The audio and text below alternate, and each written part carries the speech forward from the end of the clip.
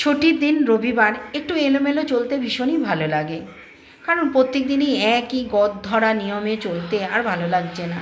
সকালবেলায় ওঠো, রান্না করো, ঘর পরিষ্কার করো, এসব করতে করতে আর ভালো লাগছে না। তাই আজকে আমি রাত্রেই ঠিক করে নিয়েছিলাম আজকে একটু দেরি করে উঠবো, একটু ঠান্ডা পড়েছে, বেশ অনেকক্ষণ বিছানায় শুয়ে থাকবো।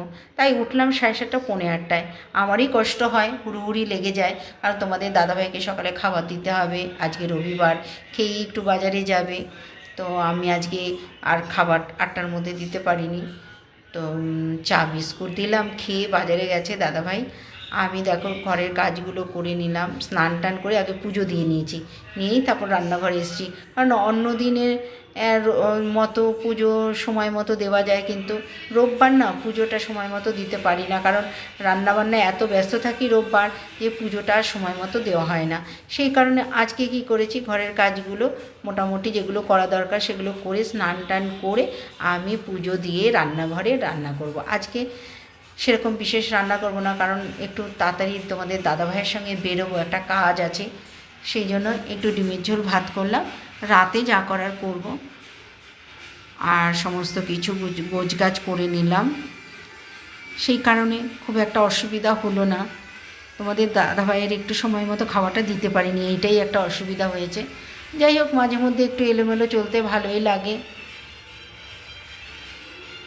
তোমাদের দাদাভাইয়ের জামা কাপড়গুলো কালকে কেচেছি, সেগুলো এখন একটু পাট করে রেখে দিলাম।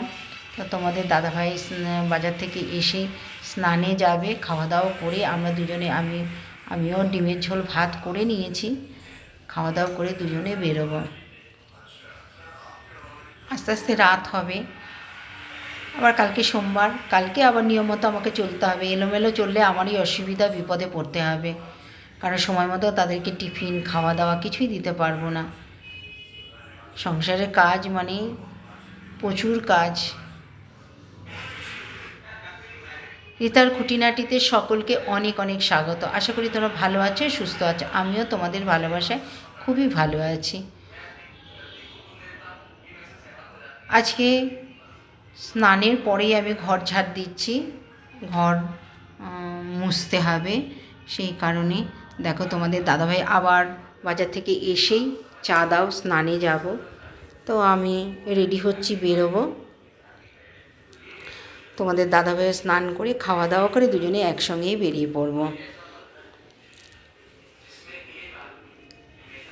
আর ঠান্ডা তো, স্নান করে এসেই একটা বাড়তি কাজ, এখন ক্রিম মাখতেই হবে, না মাখলে ভালো লাগে না।